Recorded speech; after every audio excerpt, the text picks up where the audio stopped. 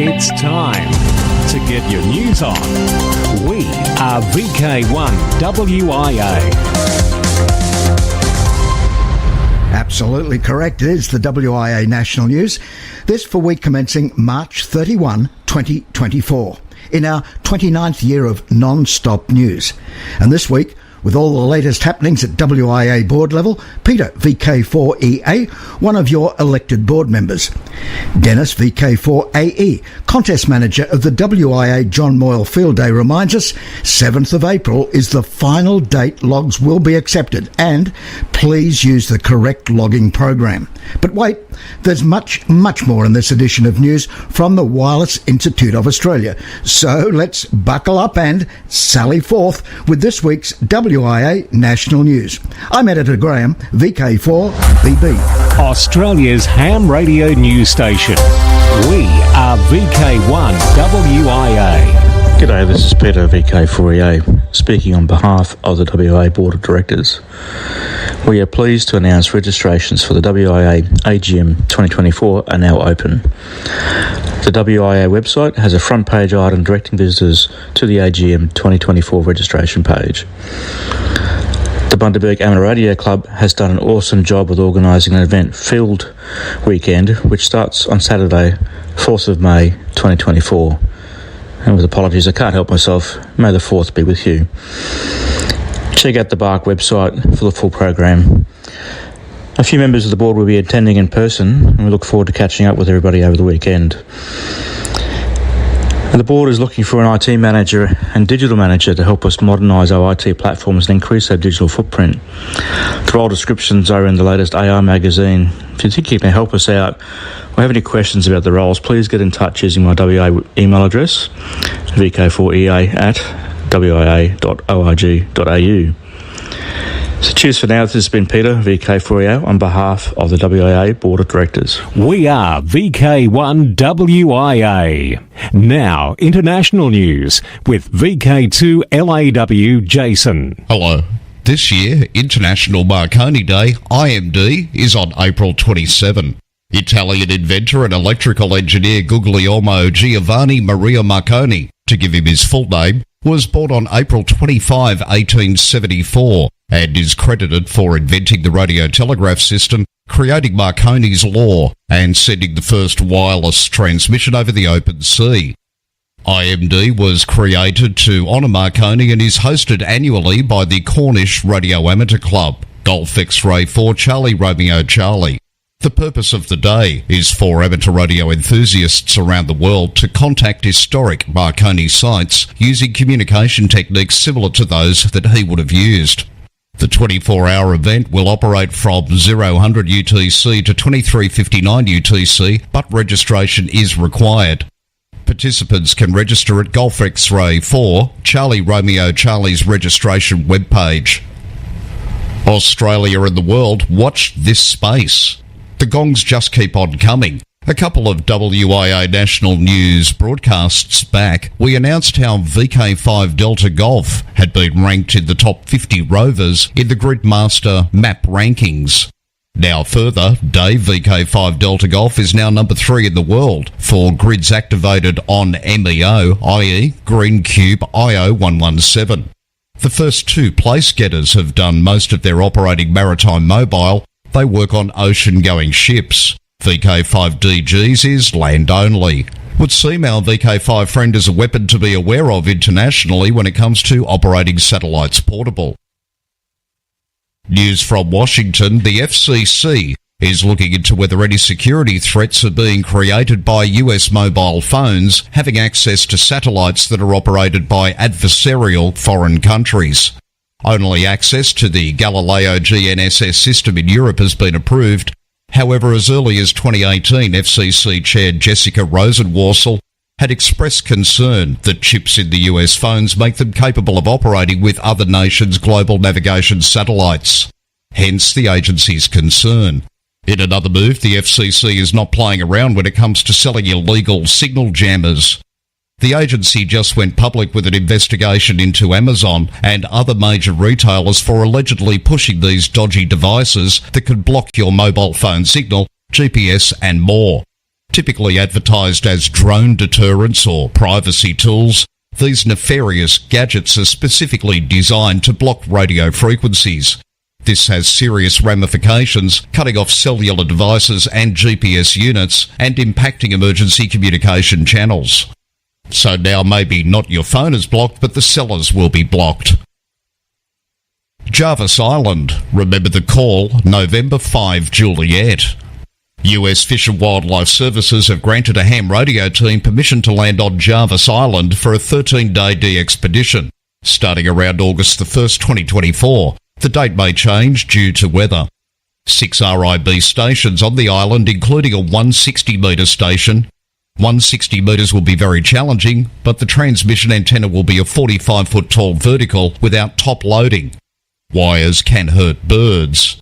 While this is a compromise antenna, it will be standing in salt water at most tides and should put out a decent signal. They also will have a 6-metre station with a 6-element Yagi. The on-island team will be augmented by 25 remote operators from Asia, Europe and North America, running CW and FT8. FT8 operations will use the Foxhound mode. Oh, and the important fact, call sign is November 5 Juliet, that is N5J. Jarvis Island was last on air way back in 1990. So good luck to George, Alpha Alpha 7 Juliet Victor and Don November 1 Delta Golf, permit holders for this, the Jarvis Island NWR 2024 D-Expedition. Does radio have more of a potty mouth than ever? That conclusion can be drawn from Chart Cypher's analysis of songs charting in 2023 on Billboard's weekly radio songs chart, ranking airplay audience impressions across all formats, showing the share of songs using some degree of profanity, jumping to a 5-year high of 42%. Maybe not amateur radio, but Radio We and even a number of grandkids here has changed, and not necessarily for the better. In the past, if you released a song to radio with words the FCC, or in our case the ACMA, or even a soccer mum would feel uncomfortable with, you were DOA. Now that songs are designed for streaming first, the strategy could be, we're going to put in the profanity where we feel it's artistically appropriate for this song, and if it becomes big enough, we'll worry about the radio edit later. Before you think it's all the fault of hip-hop rap songs, plenty of hits from the top 40 pop acts during 2023, including Taylor Swift's Karma and Olivia Rodrigo's Vampire, also include profanity in the original versions. For VK1 WIA National News in Sydney, I'm Jason, VK2LAW. And now to John, VK4JJW. Weird and wonderful. Every 26 months, Earth and Mars come tantalizingly close by virtue of their relative orbits. The closest they've been in recent memory was a mere 55.7 million kilometres, a proximity not seen in 60,000 years. This when it happened in 2003. You know, we've been paying close attention to Mars for longer than 2003.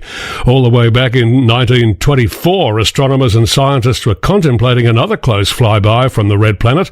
With radio then being the hot new technology on the block, the question was raised, should we be listening for transmissions from fellows over on Mars?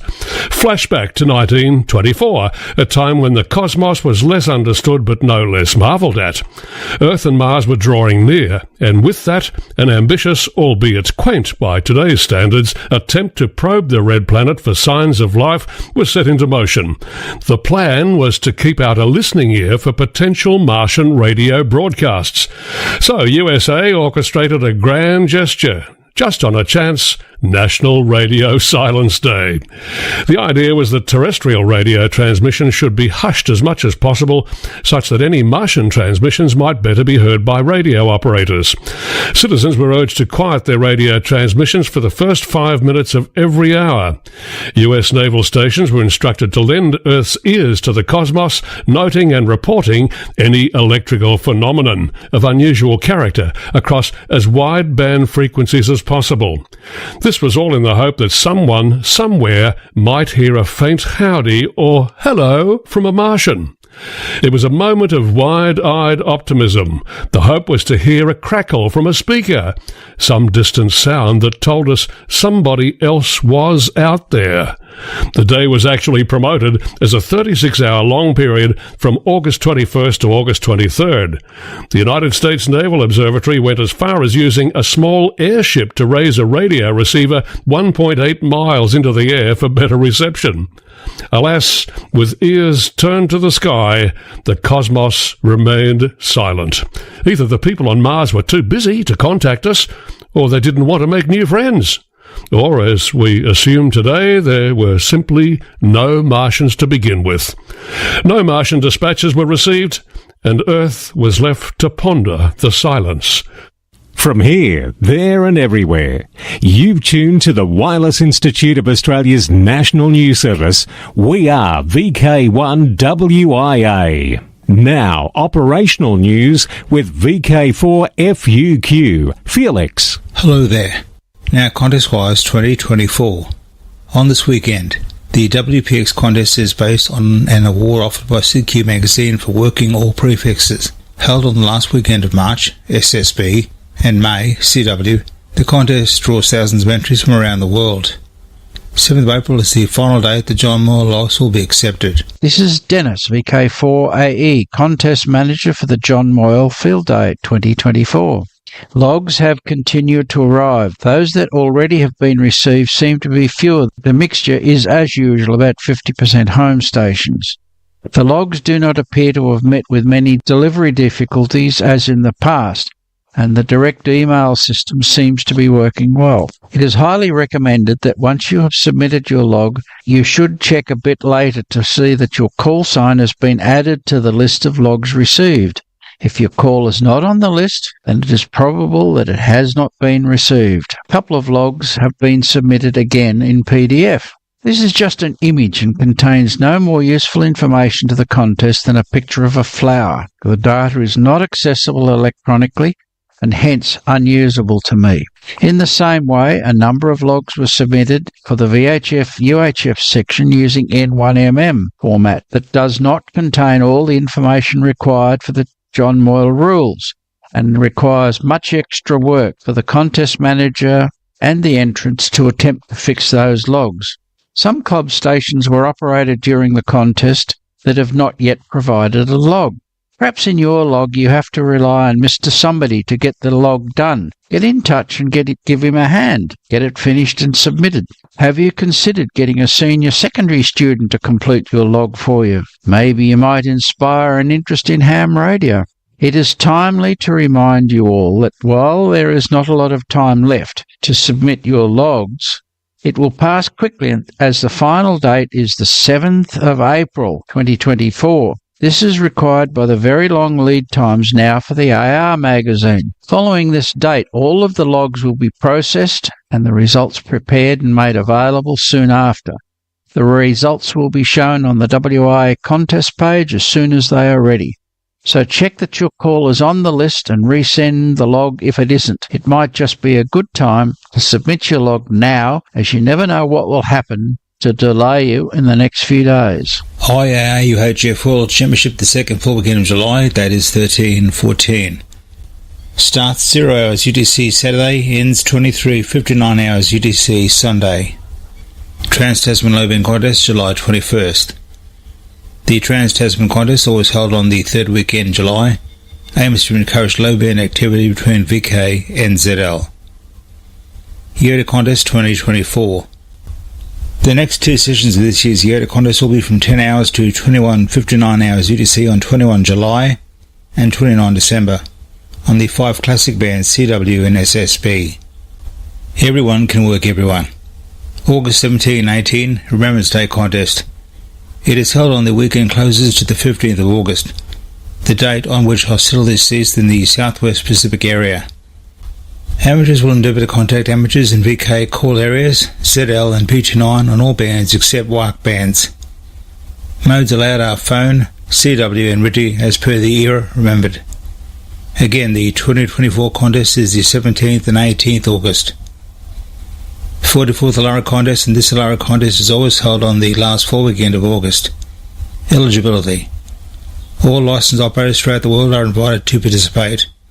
Scout and Girl Guide groups are encouraged to take part using their club's equipment and call sign. Wilds work everyone. OMs work wilds only. Your results are in. Grant VK5GR is pleased to announce the results for the 2023 Oceania DX contest. Thanks, Felix, and good morning all. The Oceania DX Contest Committee is pleased to announce that the results for the 2023 contest are now available. If you entered the contest last year, head on over to the contest website, oceaniadx.com, where you can see all of the results. It was another excellent event last year, with many records tumbling thanks to some of the best solar conditions we've seen in a long time. We received over 1,000 SSB logs and nearly 750 CW logs in the two contests from amateurs around the world.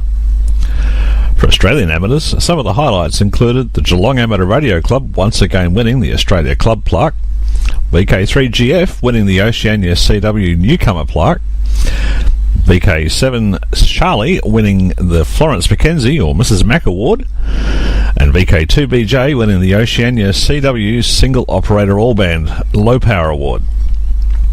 Australian stations also did well in the phone Multi-1 and Multi-2 transmitter categories, being won by VK4A and VK4KW respectively. These and more results can be seen over on the contest website, as well as photos of many of our contesters. So if these results inspire you, then start planning now. This year's contest will be held on October the 5th and 12th respectively. For the WAA News, this has been Grant VK5GR on behalf of the Oceania DX Contest Committee. Now back to you, Felix. DX window to the world. YJ0VK. A near-dev confusing call sign is in operation to our east until April 11. A team of primarily VK ops are manning this Port Vila Vanuatu station. 40 through 6 metres in this, their first week, their focus will be on SSB and CW, with FT8 as a backfill mode. The second week will be CW and FT8. Charles M0OXO is the YJ0VK QSL manager. Global station celebrating April 18 World Amateur Radio Day. Canada. RSC official stations will operate across Canada from 0000 hours Zulu to 23:59 hours Zulu April 18, and there are some 14, and all in with the suffix RAC. Greece. The Radio Amateur Association of Greece will be using call sign SZ0WARD to mark Amateur Radio Day. They will be on air from April 15 to 30th, with the big day of course being April 18. No word as yet as to any official Australian support for the event. Paris. Celebrate the 135th anniversary of the Eiffel Tower's formal inauguration by making contact with Michel, F8 GGZ. He is using the special call sign TM135TE until March 31. That's today UTC time. QSL via the Bureau. For VK1WIA National News, I'm Felix VK4FUQ Inningham. From here, there and everywhere, you've tuned to the Wireless Institute of Australia's National News Service. We are VK1WIA. Now, special interest group news with Cole, VK3GTV. Hello, welcome to the Easter edition of Worldwide Special Interest Group News. First up, it's Summits on the Air, Worldwide Flora and Fauna Program, Parks on the Air, and other adventure groups. Park Prefix Update. In an effort to reorganise the Parks on the Air database in a way that meets ISO standards, POTA has begun rolling out changes to the way park entities are prefixed in many countries. Australia does not seem to be impacted, but from a political perspective, the prefix change has resulted in China choosing to no longer participate in the POTA program due to the newer standard recognising Hong Kong, Macau and Taiwan as top-level entities. Beginning with the United States and Puerto Rico, parks previously coded with a K prefix will now be listed with a US prefix. For example, the Appalachian National Scenic Trail was previously K4556 and is now US 4556. While the changes are largely seamless from a systems perspective, activators will be required to use the new prefixes when uploading logs. Logging software supporting POTA will also need to be adjusted. Worldwide Special Interest Groups, Final Frontier.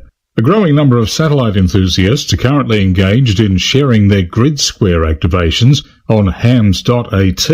By visiting the website, you gain easy access to comprehensive information about the operators responsible for activating specific grid squares. Additionally, you have the ability to assess the match score between yourself and a particular rover for a given pass, while also being able to identify the upcoming satellite passes that are accessible from your location. Worldwide Special Interest Groups, IOTA, St. Vincent, IOTA NA025.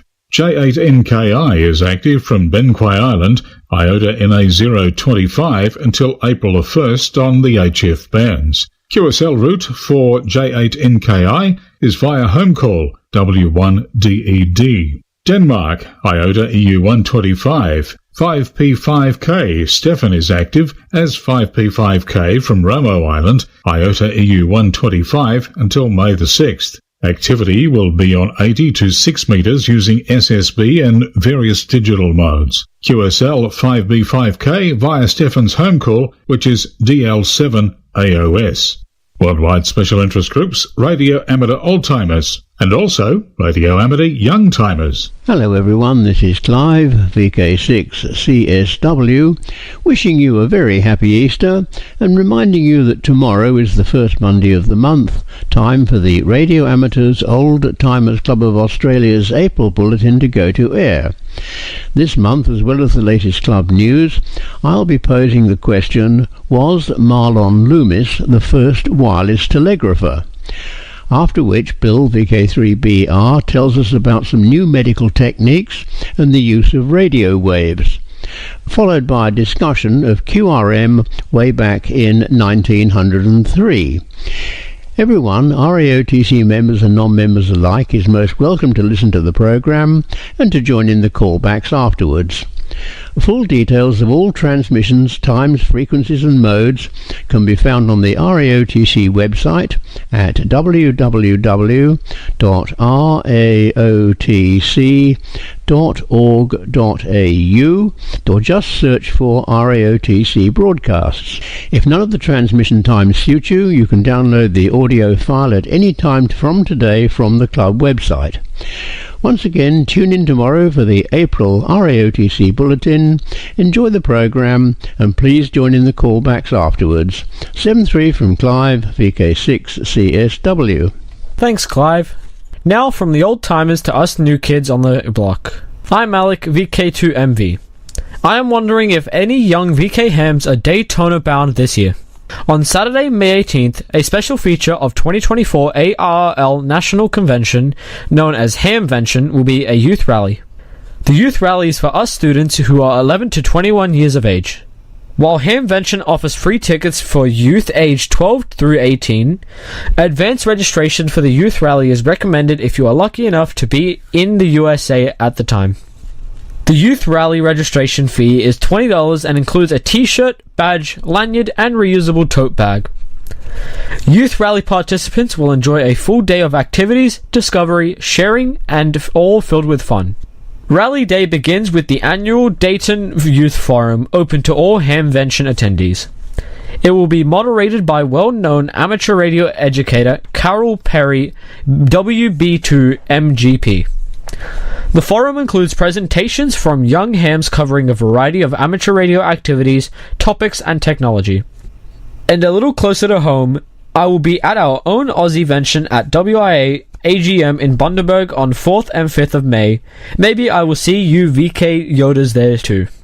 For VK1 WIA National News, I'm Alec, VK2MV in Sydney. Now back to you, Cole. Thanks, Alec and Clive. Next up, Worldwide Special Interest Group's Rescue Radio. The Radio Society of Sri Lanka has been chosen to host the CNET 2024 convention in September. CNET, the Southeast Asia Amateur Radio Network, was created in 1964 on 20 metres to provide a means of emergency communication and to bring ham radio operators together in fellowship through daily on-air communication at 1200 UTC. Most of the amateurs participating reside in the region, but check-ins take place from around the world. CNET's first convention was held in 1971 in Malaysia. Subsequent conventions have taken place in Australia, Thailand, China, Brunei, India, Singapore and other locales throughout Southeast Asia. Amateur radio will again be represented at the 2024 National Hurricane Conference, which will be held this year in Orlando, Florida. The National Hurricane Conference is the USA's forum for education and professional training in hurricane and disaster preparedness. With an average of 2,500 attendees from around the country, the conference covers all major aspects of hurricane preparedness, response and recovery. Worldwide special interest groups, video, ATV, slow scan TV and other forms such as YouTube. Peter, VK3BFG is your WIA ATV representative. And if you're not watching VK1WIA National News each week, well, you should be. Bevan, VK5BD produces the video version of the news broadcast each and every week and uploads it to his YouTube channel. You can find the link on our news webpage at wia.org.au or just search YouTube for VK5BD. Ham TV and the International Space Station. The Ham TV system is back on the ISS. Although it's not expected that the Ham TV equipment will be activated for at least a few weeks, the British Amateur Television Club has created a new wiki page which gives a lot of information on how to receive, decode and display the DATV signals from the ISS. There's also a discussion channel available on the site. And that's the segment for this week. If you're travelling over Easter, please take extra care on the roads. I'm Cole, VK3GTV. It's a date, it's 2024. Remember, clubs are welcome to email text with audio for this section. Details of all WIA affiliated clubs and societies can be found on the WIA website, including email addresses and website links. Now, we only give details as supplied by club officials. We don't take them off other websites around the place. Far too often we've found they are incorrect. But let's get down to business. And with that very special Women's Day edition for Redfest, it's to Robert. Greetings from the Redcliffe and Districts Radio Club VK4RC. Robert Thompson, VK4TFN here. Redfest has arrived. 9 a.m. next Saturday, 6th of April, at St Michael's College, Abbey Place, Caboolture. Redfest is definitely the place to be in southeast Queensland next Saturday, with 40 tables of sellers showcasing a range of pre-loved and brand new goodies for the avid ham. You won't leave disappointed. You won't have to look hard to find things like a couple of fully functional FL 2100 amps and 2 Yaesu MP1000s operational but needing TLC. Don't forget our spotlight on the ladies this year with three special focus sellers, the display for Malara and of course the cafe. Doug has the barbecue heating up already with anticipation of cooking his famous bacon and egg rolls. The Brisbane VHF group will be doing those tech talks demonstrating the all-new ICOM IC905 and explaining the mysteries of microwave propagation. There will be half-hourly lucky door prizes, minor raffle draw prizes, and the major prize of the ICOM ID 5100A. Tickets are only $5, available on the day. The fine food is available from 8 a.m. and the sales start at 9 a.m. Entry is only $5. Check out the club website for more details, www.redcliffradioclub.org.au. See you Saturday, the 6th of April at Redfest 2024. Thanks, Robert. Now, the WIA AGM May 4 and 5 in Bundaberg. 2 full days of fun and activity and lots of speakers. VK2 and 4, Parkfest 4 and 5 of May, Bundaberg and Dorrigo. VK3, May 11, Moorabbin District Amateur Radio Club's Hamfest. Right across VK, it's National Volunteer Week, Monday 20 to Sunday 26. VK5, the Australian Fox Hunting Championships at Mount Gambier, June 8 and 9. The Gold Coast Hamfest happens October 31 somewhere on the Gold Coast. And in VK5, Amateur Radio Experimenters Group Radio and Electronic Sale. When? Saturday, October 26. In VK7, it's the Tasmanian Ham Conference, November 2 and 3. And in VK3, Spark Rosebud Radio Fest, November 17. Now, until next we meet, This is Graham, VK4 Baker, wishing you all a happy, holy and safe Easter. Walk softly. From Australia, this has been the Wireless Institute of Australia with the weekly news service. This broadcast is in text, audio and video and is accessed on wia.org.au. Courtesy of Bevan, VK5 BD's ATV and YouTube channel, this has been WIA National News. We're back now, live and local, and your voice, your callbacks. And don't forget, tick like.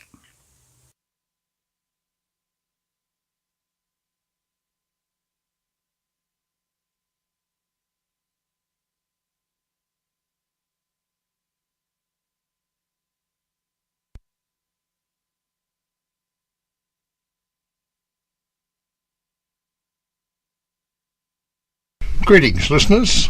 This is VK3OTN, the official station of the Radio Amateurs Old Timers Club of Australia, with this month's news and information bulletin for members and friends of the club for April 2024. I am Andrew, a VK3 Charlie Alpha Hotel. Details on when to hear the news and information bulletins are available at the club's website, www.raotc.org.au.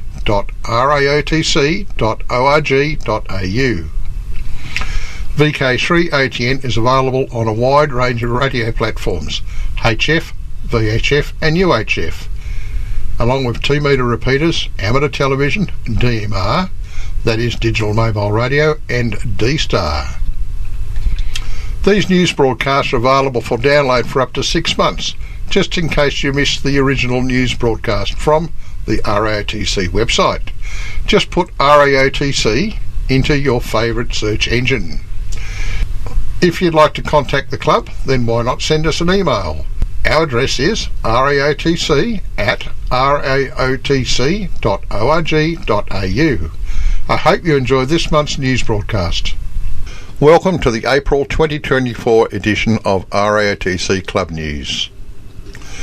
Most members should now have the latest edition of Old Timers News, the journal of the RAOTC. Following the retirement of our former editor, Bill Roper, VK3BR, because of health problems, Tim, VK3YBP, did the laying up and desktop publishing of the latest edition of Old Timers News. He was ably assisted by an editorial team. A special word of thanks goes out to our Administrative Officer, Jim, VK3ZKK, who was tireless in bringing the whole team together. Please send articles to the RAOTC email, raotc@raotc.org.au. Jim will guide the articles through the publication process and keep track of them. We need articles for the September edition of OTN. September will be upon us sooner than we expect. There is a lot of work preparing articles for publication and getting the authors to approve the finished products prior to publication. The RAOTC committee met on March 7 via a Zoom teleconference with members spread all across Australia, and it was good to see so many faces. Mike Alsop, a VK8MA from Catherine, attended and accepted a position on committee. He was co-opted to the committee. If he likes us, he will present himself for election at the September 2024 Annual General Meeting. Some listeners will recall that Mike has been experimenting with transmitting the broadcast on 10 metres with remarkably good results. Meanwhile, here in Melbourne, David, VK3AWX, now transmits the broadcast on 20 metres. Hopefully both of these arrangements will be on an ongoing basis. March Melbourne Luncheon. The luncheon was held at the Caulfield RSL on Thursday the 21st of March. The guest speaker was RAOTC Secretary, Treasurer and Membership Officer Mike Good, VK3BDL. Mike enlightened those attending about operating ham radio when travelling overseas. The most important part of his presentation was how to keep your XYL or old man on side when you go on holiday, so you can also include your amateur radio activities. Mick, a VK3CH, made a video recording of the previous luncheon presentation and also recorded this one. It is now on YouTube for those who are unable to attend to enjoy. The link is on the club's website and is easy to find. It was pleasing to see quite a few guests. One thing to make a note of is that if you're booking for guests, kindly let us know their names at the time of paying. This will enable us to make some name tags for them. Please send details to the RAOTC email at raotc@raotc.org.au. This time the people attended didn't hurry away and stayed to chat. Many members like to catch up with other amateurs and their guests twice a year at our luncheons. There was probably around 15 or so people remaining when I left at around 15:30. 3 committee members did an experimental test after the luncheon using Zoom teleconferencing and the equipment and facilities at the Caulfield RSL. The tests were quite successful. They were to make preparation for holding a hybrid Zoom and live AGM at the September luncheon. The hybrid meeting will enable members from all over Australia to attend the next AGM and to see the members who are attending the AGM in person on their computer screens. Members are invited to pencil September 19 in their diary for the September Melbourne luncheon and AGM. It's anticipated a short AGM will be held just prior to the luncheon. You will need to register to receive the Zoom login details. They won't be published in ATN or on the website to ensure that only members join the meeting. Stand by for further details. Class licensing. The last time I spoke, I mentioned the countdown to the introduction of the class licence. Well, February 19 came and went, and the ionosphere still seems to be propagating. I took up the offer from the ACMA to apply for a refund of part of my licence fees, and I sent off an email as instructed.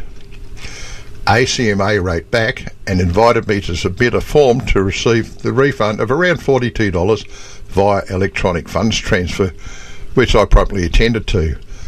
I filled out the form, printed it, signed it, scanned it back in and emailed it back to them.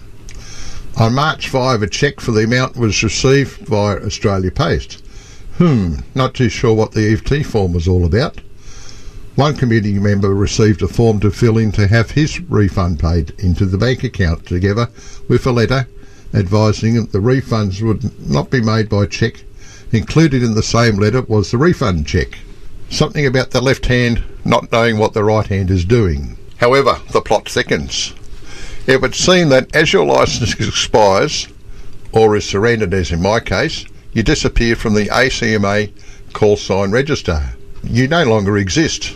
There is another portal that you can go to where you can enter a call sign and it will tell you if it is allocated or available for issue. If it's not available, it's allocated and you can see what class it is, foundation, standard or advanced. That's about the only information you get. There is no names, postcodes, addresses or any other detail whatsoever.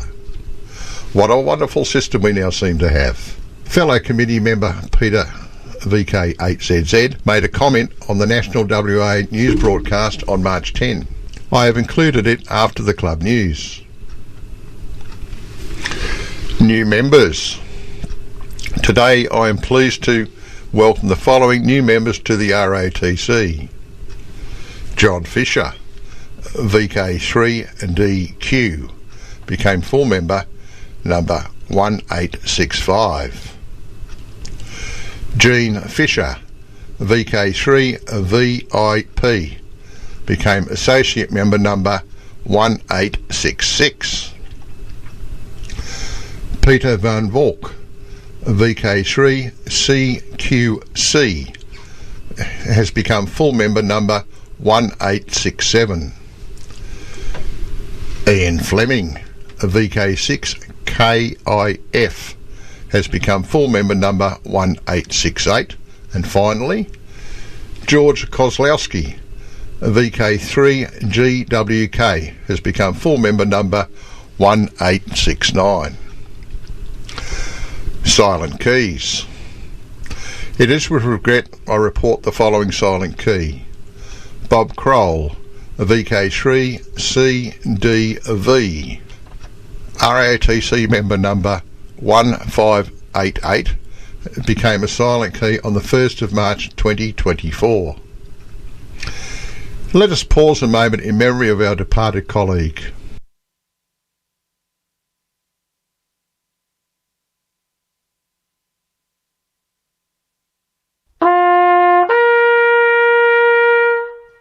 Members are reminded that the very latest club news is available via the RATC website. Put RATC into your favourite search engine to find it. www.raotc.org.au. The next broadcast I'll be presenting is due to take place on Monday the 3rd of June 2024. However, next month there will be another historical broadcast from years past, presented by Alan Dable, VK3AMD, who's now silent key. And that's about all the club news we have for you at this time. This is Peter, VK8ZZ. The current database used by the Australian Communications and Media Authority to record amateur licences is no longer being used for individual and club call signs, now that we have moved to a class licence. The ACMA have ruled out maintaining any such database for amateurs in Australia. I have been contacted by many dissatisfied amateurs that have written to their local federal member to request the reinstatement of the amateur call signs in the ACMA Register of Radio Licences database. Whilst the board do not have any formal position, I too have written to my local federal member urging them to reinstate this essential service. The Wireless Institute of Australia are now looking at producing a call book for use by amateurs.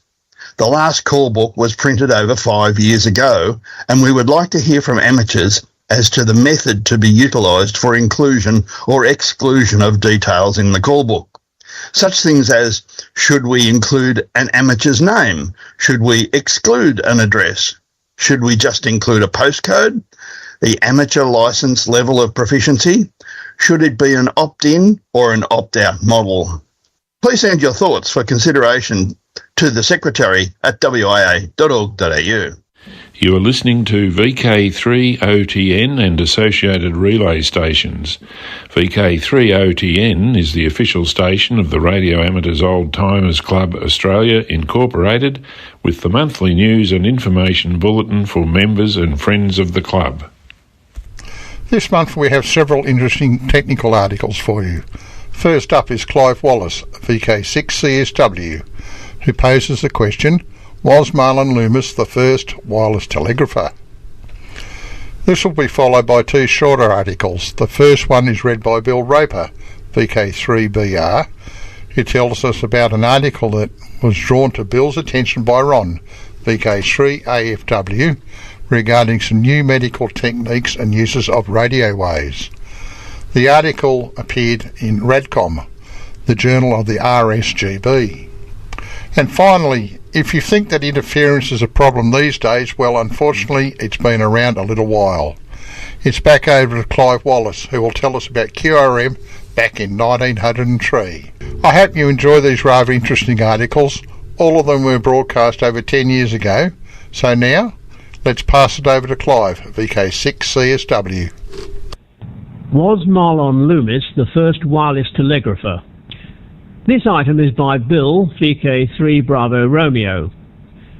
If asked who invented wireless communication, most people in the Western world would reply Marconi. However, even today, disputes persist as to the true inventor of wireless. When looking into this topic, Bill came across claimants whose names he'd never heard of before.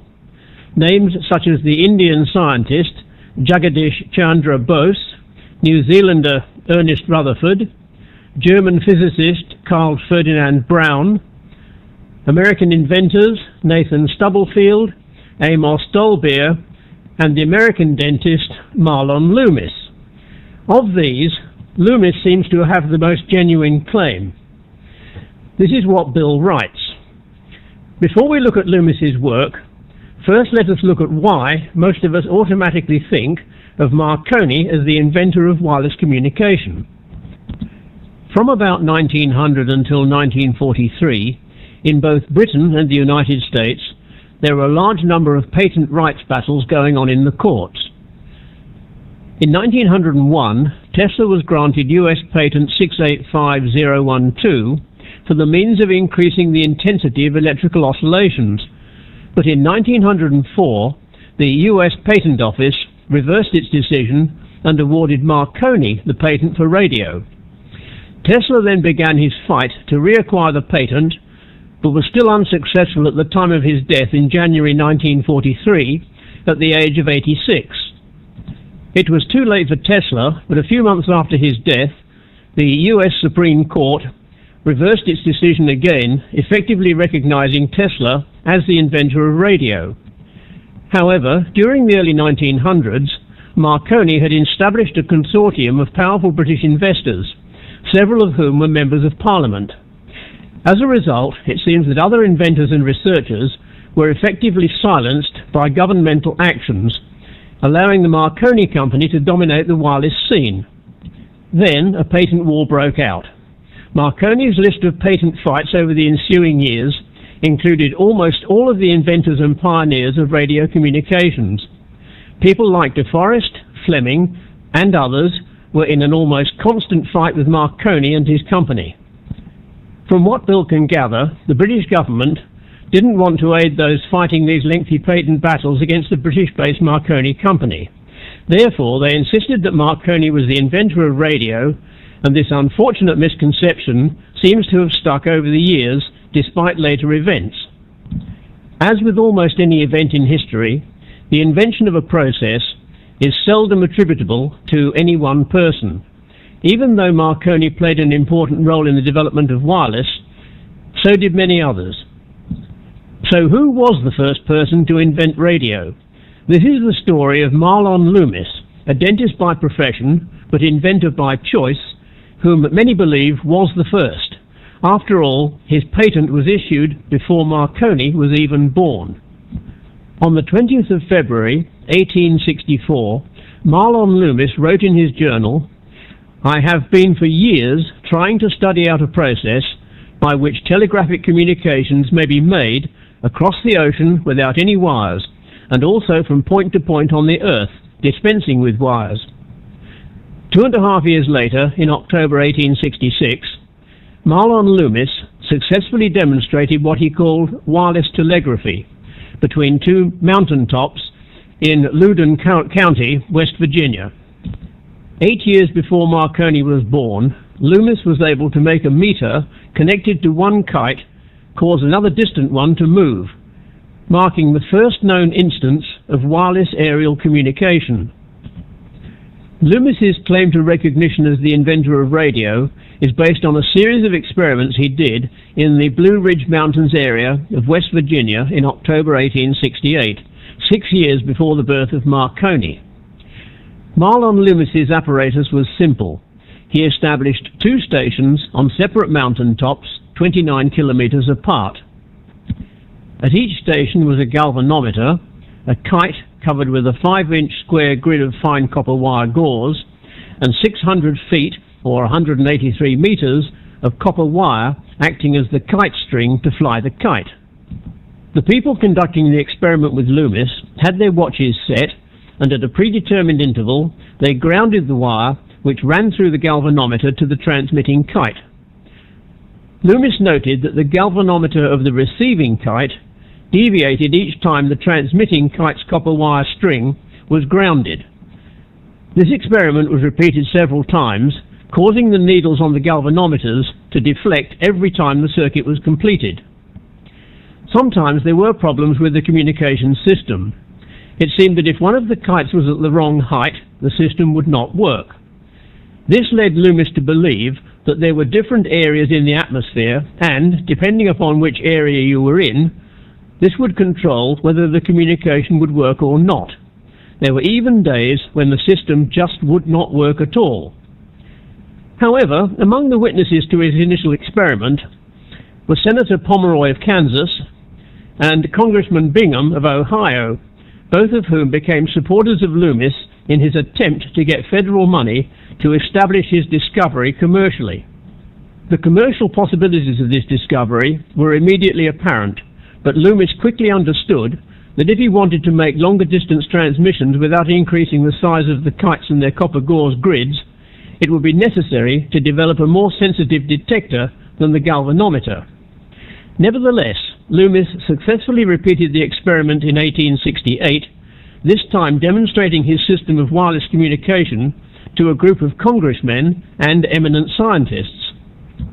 His work became a matter of controversy in Congress when the senator from Massachusetts introduced a bill in 1869 to appropriate $50,000 to support Loomis's work.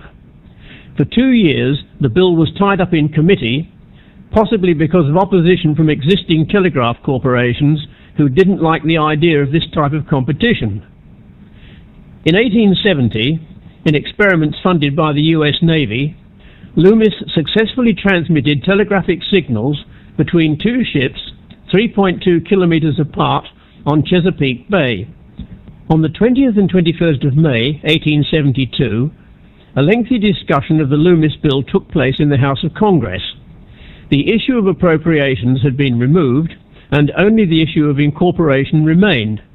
Nevertheless, in that year, Loomis was granted US Patent 129971 for a wireless telegraph. The newspapers became extremely active on the Loomis issue, but unfortunately, the majority of them were not favourable to the concept of wireless communication. Their reports ranged from polite scepticism to outright ridicule and allegations of Loomis being a fraud. In January 1873, Congressman Bingham introduced a bill in the House of Representatives to incorporate the Loomis Aerial Telegraph Company, but with no monetary appropriations attached. On the 6th of January 1873, the Loomis bill was brought to a vote in the Senate and passed by 29 votes to 12. 5 days later, the bill was signed into law by President Grant, thus incorporating the Loomis Aerial Telegraph Company. But without the $50,000 appropriation, Loomis was unable to commercially develop his system of communication. There are those today who still claim that the refusal by Congress to provide the necessary funding kept Loomis from developing a wireless communication system 2 decades before Marconi. During the later years of his life, Loomis, who incidentally invented false teeth, returned to dentistry apparently only in order to get some more capital to further his electrical and communications experiments. It's claimed that in the late 1870s he succeeded over a distance of 32 kilometers. In this experiment, he erected steel masts on top of wooden towers and reportedly maintained fairly reliable communications for periods of months at a time. The actions of Marlon Loomis did not catch the attention of the world, as did the experiments and successes of those that followed. Like so many others, he was ahead of his time, preceding the work of Marconi and Popov by at least 20 years. But who knows? Perhaps the whole history of radio would have been quite different if only Loomis had obtained his $50,000 funding. However, unless further historical research turns up someone else who has a prior claim, it would seem that Marlon Loomis does perhaps deserve recognition as the first real inventor of radio. What do you think? Thank you, Clive. You're listening to VK3OTN with the monthly news and information session for our AOTC members. And now to a small item pasted from an article published in the November-December 2012 issue of Radio Comms, which illustrates just some of the incredible things being achieved with radio waves. And this item was supplied by Ron, VK3AFW. It's entitled Wireless Power Reaches the Heart. The feasibility of a super small implantable cardiac device that gets its power not from batteries but from radio waves has been demonstrated by a team of engineers at Stanford. The implanted device is contained in a cube just 0.8 of a millimeter on a side and could fit on the head of a pin. The radio waves are transmitted from a small power device on the surface of the body. The researchers found that the maximum power transfer through human tissue occurs at about 1.7 gigahertz, much higher than previously thought. At the optimal frequency, a millimeter radius coil is capable of harvesting more than 50 microwatts of power, well in excess of the needs of a recently demonstrated 8 microwatt pacemaker. The team found that the receiving and transmitting antennas had to be optimally oriented to achieve maximum efficiency. Differences in alignment of just a few degrees could produce troubling drops in power. The team responded by designing an innovative slotted transmitting antenna structure. It delivers consistent power efficiency regardless of orientation of the two antennas. The new design focuses the radio waves precisely at the point inside the body where the implanted device rests on the surface of the heart, increasing the electric field where it is needed most, but cancelling it elsewhere. This helps reduce overall tissue heating to levels well within the IEEE standards. Thanks very much, Bill.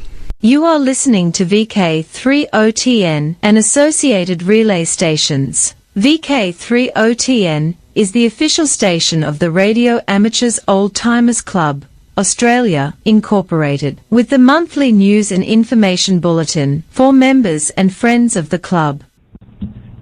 Marconi and the Magician, QRM, back in 1903, an abridged and slightly revised version of the story by Paul Edwards, VK7ZAK, first published in the March 2012 OTN magazine.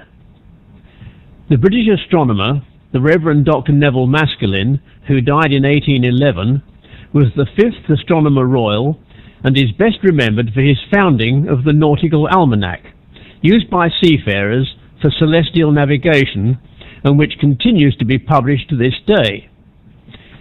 92 years after the death of the Reverend Doctor, another Neville Maskelyne, born in 1863, was at the centre of a scientific dispute involving large amounts of money. This latter-day Neville Maskelyne was the son of well-known magician John Neville Maskelyne. The occasion was a lecture demonstration on electric resonance and wireless telegraphy given in June 1903 by Professor Ambrose Fleming at London's prestigious Royal Institution in Piccadilly. Fleming, a consultant to the Marconi Company and popular science speaker of the time, was well launched into his lecture when his assistant, Mr. Arthur Block, noticed that the Morse telegraph printer, readied to take messages from the Marconi station some 250 miles away at Poldhu in Cornwall, in the west of England, and relayed via Cheltenham, some 85 miles southwest of London, was already in action. To his astonishment, the assistant heard the words "rats" being spelt out repeatedly from the printer. While Fleming, who was hard of hearing and oblivious to this derogatory comment arriving via the mysterious ether, continued his lecture, his assistant was treated to a longer message. There was a young fellow from Italy who diddled the public quite prettily. This was followed by quotations from Shakespeare, all recorded on the paper tape continuing to spill out from the printer. Fleming's lecture demonstration, intended to address concerns about the security from eavesdropping and the freedom from crosstalk of the Marconi system, was judged a success by the daily press. However, when Fleming was informed of the interference several days later, he was not amused. He rather huffily wrote to the Times newspaper, deploring these monkeyish pranks and scientific hooliganisms, terms which his students at University College London were quick to repeat when out of Fleming's earshot. Fleming angrily requested information from readers regarding the identity of the perpetrators of this outrage against the traditions of the Royal Institution. The information was not long in coming. During the lecture, Fleming's assistant had noticed the amused face of Dr. Manders, an associate of inventor and magician Neville Maskelyne, a fierce critic and public detractor of Marconi. In a letter to the Times, published a fortnight later, Maskelyne proudly accepted responsibility. Maskelyne wrote, "We have been led to believe that Marconi messages are proof against interference. The recent so-called Marconi triumphs have been all in that direction. Professor Fleming himself has vouched for the reliability and efficiency of the Marconi syntony. The object of his lecture was to demonstrate this, so no one can complain if we proceed to put those statements to the test." In another letter to the Electrician magazine, a well-regarded periodical of the day, Maskelyne noted that he could easily have sabotaged the lecture, but had instead decided to simply demonstrate in a responsible manner the shortcomings of the Marconi tuning system known as syntony. Fleming's pompous response had played right into his hands. Maskelyne's broadband spark gap transmitter was, in fact, located in the nearby Egyptian Hall, a West End theatre owned by his father and used by both of them for performances of magic. In the public discussion of the Marconi wireless system following the Fleming lecture, Maskelyne admitted to eavesdropping on the Poldhu Thunder Factory transmissions using a Maskelyne receiver of his own design. He had discovered that the 37 kilowatt or 50 horsepower Poldhu station managed to transmit at only 2.5 words per minute. He scornfully pointed out that had the same power been applied to a motor car, the messages would have arrived at the Cheltenham relay station just as quickly by road. Despite Fleming's repeated attempts to discredit him, Maskelyne clearly won the battle that was waged in the technical and popular press. Fleming lost his job with Marconi's, but was reinstated 2 years later following his invention of the thermionic diode. Marconi, of course, went on to win the commercial war against his opponents, despite this embarrassing skirmish with Maskelyne the magician. It is unclear if Neville Maskelyne, gifted magician, inventor and radio pioneer, was related to the Astronomer Royal's family, the Maskelynes of Purton in Wiltshire, but he was the first person to demonstrate the detonating of explosives by radio and of radio communication from balloons, achieving a distance of 10 miles between balloon and ground station in 1900.